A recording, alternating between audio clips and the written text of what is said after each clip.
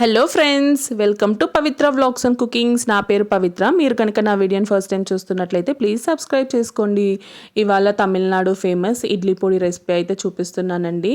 తమిళ వాళ్ళు చాలా ఇష్టంగా తింటారు. మా ఇంట్లో అయితే అందరికీ ఇష్టం అండి. చట్నీ చేస్తే కూడా పొడి అనేది కంపల్సరీ ఉండాలి. సో పక్కా కొలతలతో ఇంట్లోనే ఈజీగా ఎలా చేసుకోవాలో చూపిస్తానండి. కొంచెం అర్థం చేసుకుంటే చాలు, చాలా ఈజీగా చేసేసుకోవచ్చు. దీనికి కావాల్సిన పదార్థాలు 1 కప్ మినపప్పు, 1 కప్పు శనగపప్పు, 1/2 కప్పు నువ్వులు, 15 to 20 బ్యాడిగి మిర్చీసు, 15 to 20 గుంటూరు మిర్చీసు, 1/2 కప్పు ధనియాలు, 4-5 రెమ్మల కరివేపాకు, గట్టి ఇంగువ తీసుకుంటున్నాను. గట్టి ఇంగువ లేకపోతే పౌడర్ ఇంగువ అయినా యూస్ చేసుకోవచ్చండి. ఇప్పుడు ప్రాసెస్ ఎలా చేసుకోవాలో చూపిస్తాను. ప్యాన్ తీసుకొని ప్యాన్ వేడయ్యాక 1 కప్పు శనగపప్పు వేసుకొని లో ఫ్లేమ్లో ఫ్రై చేసుకోవాలండి. లో ఫ్లేమ్లో మాత్రమే ఫ్రై చేసుకోవాలి. అప్పుడే మనకు పప్పు అనేది లోపల వరకు బాగా ఫ్రై అయ్యి క్రిస్పీగా ఉంటుందండి. హై ఫ్లేమ్లో ఫ్రై చేసుకుంటే టేస్ట్ అనేది చేంజ్ అవుతుందండి. సో శనగపప్పు గోల్డెన్ బ్రౌన్ కలర్ వచ్చేంత వరకు వేయించుకొని ఒక ప్లేట్లోకి అయితే తీసుకుందాం. అదే ప్యాన్లో 1 కప్పు మినపప్పు కూడా వేసేసుకొని సన్నటి మంట పైన గోల్డెన్ బ్రౌన్ కలర్ వచ్చేంత వరకు వేయించుకోవాలండి. ఇక్కడ పప్పులు నేను సపరేట్గా వేయించుకుంటున్నాను. మీ ఇష్టం అండి, ఒకటిగా అయినా వేయించుకోవచ్చు. సపరేట్గా వేయించుకుంటే పప్పులు అనేవి చక్కగా ఫ్రై అయ్యి టేస్ట్ చాలా బాగుంటుందండి. ఇప్పుడు 1/2 కప్పు నువ్వులు తీసుకుంటున్నాను. ఇక్కడ మీరు నల్ల నువ్వులైనా వేసుకోవచ్చండి.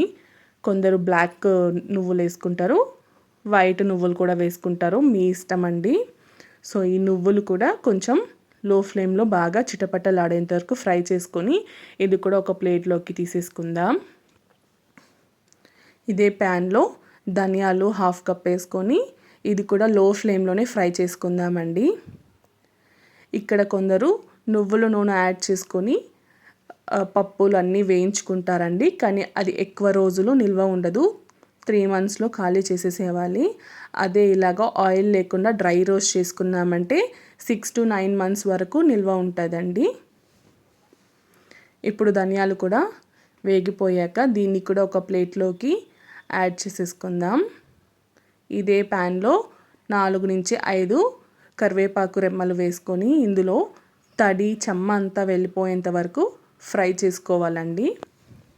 కరివేపాకు నలిపితే నేను చూపిస్తున్న విధంగా పొడైపోవాలి. దీన్ని కూడా పక్కకి పెట్టేసుకొని ఇదే ప్యాన్లో 1 స్పూన్ ఆయిల్ వేసుకుంటున్నాను. ఇక్కడ గట్టి ఇంగువ ఆయిల్లో ఫ్రై చేస్తున్నానండి. మీ దగ్గర ఈ గట్టి ఇంగువ ఉంటే వేసుకోండి, లేకపోతే మిక్సీ పట్టేటప్పుడు 1/2 స్పూను పౌడర్ ఇంగువ అయినా యాడ్ చేసుకోవచ్చు. కానీ ఈ ఇంగువతోటి టేస్ట్ అనేది బాగుంటుందండి. ఇదే ఆయిల్లో 15 నుంచి 20 బ్యాడిగి చిల్లీస్ వేసుకుంటున్నాను. 15 to 20 గుంటూరు మిర్చీస్ కూడా యాడ్ చేసుకొని 2 చక్కగా లో ఫ్లేమ్లో ఫ్రై చేసుకోవాలండి. ఇక్కడ కొద్దిగా నేను చింతపండు కూడా యాడ్ చేస్తున్నానండి. చింతపండు అనేది ఆప్షనల్ అండి. పులుపు నచ్చే వాళ్ళు వేసుకోండి, లేకపోతే స్కిప్ చేసేసుకోండి. ఈ బ్యాడిగి చిల్లీస్ దొరికితే మాత్రం బ్యాడిగి చిల్లీస్తోనే ట్రై చేయండి. ఇది కలర్ ఇంకా అరోమా చాలా బాగుంటుందండి. కారం అయితే ఉండదు. అందుకే నేను 2 మిక్స్ చేసి యాడ్ చేసుకుంటున్నాను. ఒకవేళ మీకు బ్యాడిగి చిల్లీస్ దొరకకపోతే గుంటూరు చిల్లీస్తో అయినా మీరు చేసేసుకోవచ్చు. ఇప్పుడు వీటన్నిటిని ఫ్యాన్ కింద పూర్తిగా చల్లారేంత వరకు ఆరబెట్టుకోవాలండి. పూర్తిగా చల్లారిన తర్వాత ఒక మిక్సీ జార్లో నేను మొత్తం మిర్చీస్ వేసేసుకొని నైస్గా గ్రైండ్ చేసుకుంటున్నానండి. ఇది నైస్గా గ్రైండ్ అయిన తర్వాత రిమైనింగ్ పప్పులంతా కూడా ఇందులోకి యాడ్ చేసేసుకొని ఒకసారి బరకగా గ్రైండ్ చేసుకోవాలండి. ఇప్పుడు ఇందులోనే తగినంత రాళ్ళ ఉప్పు వేసేసుకొని ఇంకొకసారి గ్రైండ్ చేసుకుంటున్నానండి. అంతే అండి, మన ఇడ్లీ పొడి అయితే రెడీ అయిపోయింది. టేస్ట్ చేసి ఉప్పు సరిపోకపోతే సాల్ట్ యాడ్ చేసుకోండి. ఇక్కడ ఇది నైస్గా గ్రైండ్ చేసుకోకూడదండి, బరకగానే రవ్వగా ఉండాలి. అప్పుడే మనకి పంటి కింద తగులుతూ క్రిస్పీగా చాలా బాగుంటుందండి. ఇది 6 to 9 months వరకు స్టోర్ చేసుకోవచ్చండి, ఎందుకంటే మనం ఆయిల్ అనేది యాడ్ చేయలేదు కాబట్టి.